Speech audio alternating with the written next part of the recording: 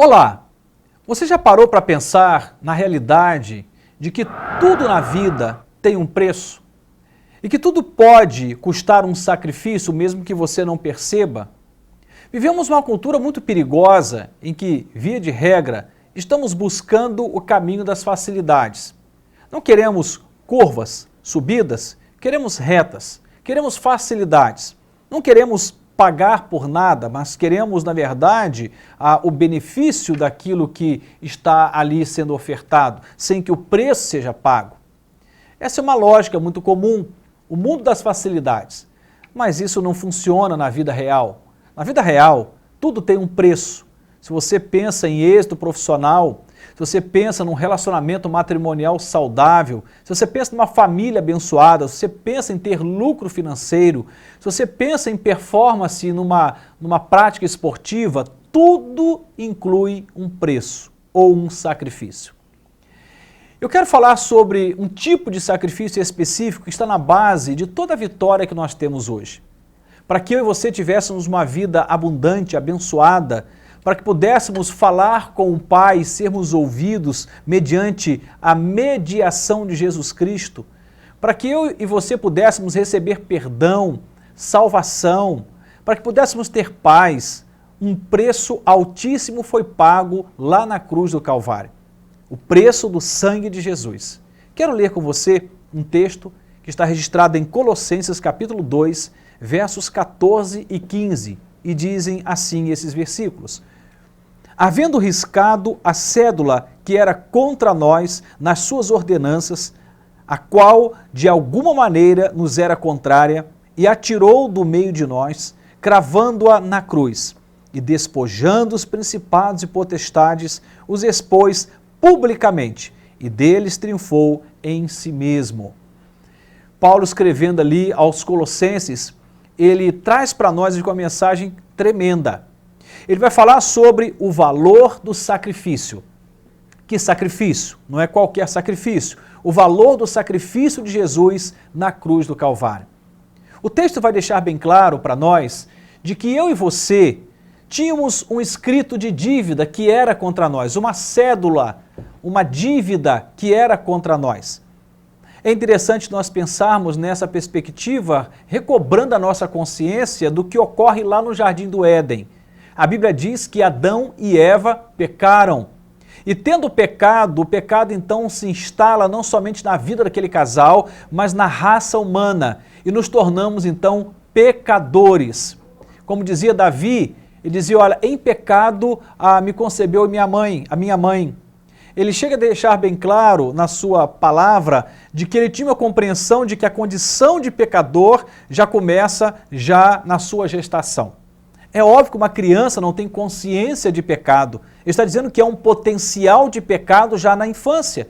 E que assim que a gente aprende o mundo da linguagem, assim que a gente aprende a dominar os significados, os signos, as verdades, os valores, os princípios, coisa mínima. Vamos pensar numa criança de 6, 7 anos. Então já começamos a ter a concepção do bem e do mal, do certo e do errado, e aí está o potencial, essa semente que está dentro de nós, do pecado, ela aflora e então começamos a praticar o pecado. Olhando para essa verdade de que somos pecadores, precisamos também olhar para uma outra verdade. A Bíblia diz que o salário do pecado é a morte. Olha que coisa, o pagamento do pecado é a morte. Mas a palavra diz também que o dom gratuito de Deus é a vida eterna em Cristo Jesus.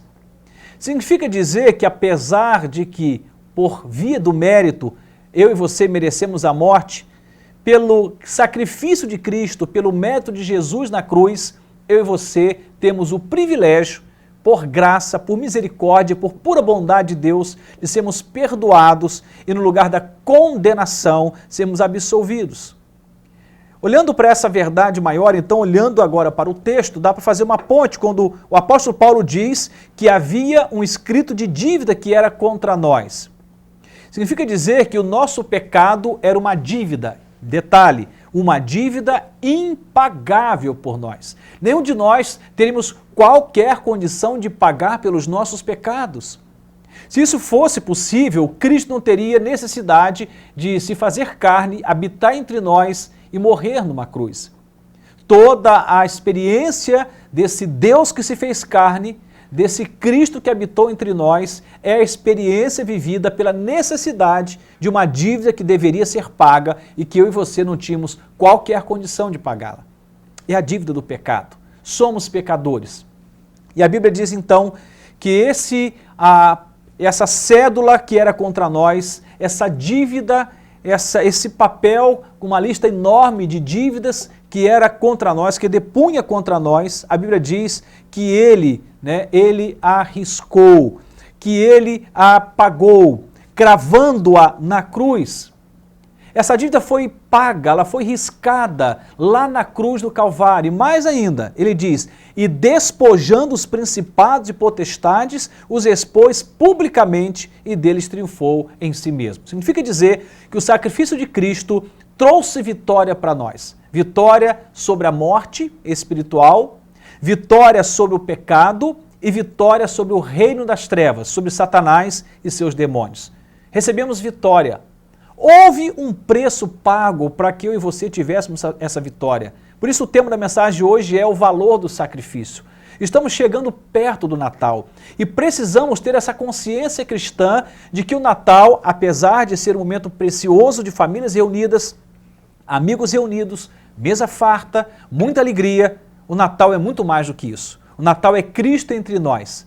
E quando celebramos o Natal, devemos também lembrar que para que a alegria chegasse para mim e para você, para que essa boa notícia da salvação e do perdão chegasse para mim e para você e pudéssemos celebrar o Natal com alegria, houve muita dor lá na cruz.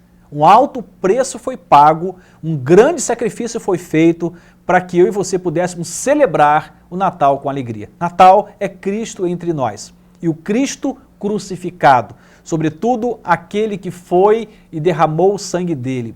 Falamos do nascimento quando pensamos no Natal, isso é um fato, mas nascimento de Cristo é um nascimento com uma meta, e essa meta é o próprio sacrifício dele lá na cruz. Celebramos o seu nascimento, mas celebramos também o nosso nascimento espiritual, porque o nascimento de Cristo aponta para o Calvário, e lá no Calvário, no alto valor, no preço pago, no sacrifício executado, eu e você tivemos o prazer de nascer de novo, de ter uma experiência diferente.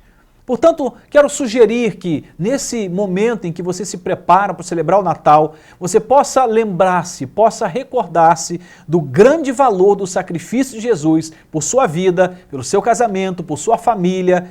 Não tenha dúvida de que esse preço eu e você não poderíamos pagar. Quando alguém nos dá um presente, e esse presente é além da nossa possibilidade de retribuição, o nome da palavra que melhor define o nosso sentimento numa situação dessa, além da gratidão, é constrangimento. A Bíblia diz que o amor de Cristo nos constrange. Significa dizer que ele nos deixa sem ação. Esse grande sacrifício de Jesus, esse alto preço pago que eu e você não poderíamos pagar, nos deixa sem ação. O que fazer agora? Não posso fazer nada para pagar por esse preço lá da cruz, mas eu posso amar a esse Deus. Eu posso amar ao meu próximo, até porque amando pessoas estou amando a Deus. Eu posso ser grato, eu posso servi-lo, eu posso andar em obediência, como um manifesto da minha gratidão por tão grande salvação alcançada e por tão grande preço pago lá na cruz. Que Deus nos ajude a ter essa consciência cristã nesses dias em que celebramos o Natal. Deus nos abençoe. Amém.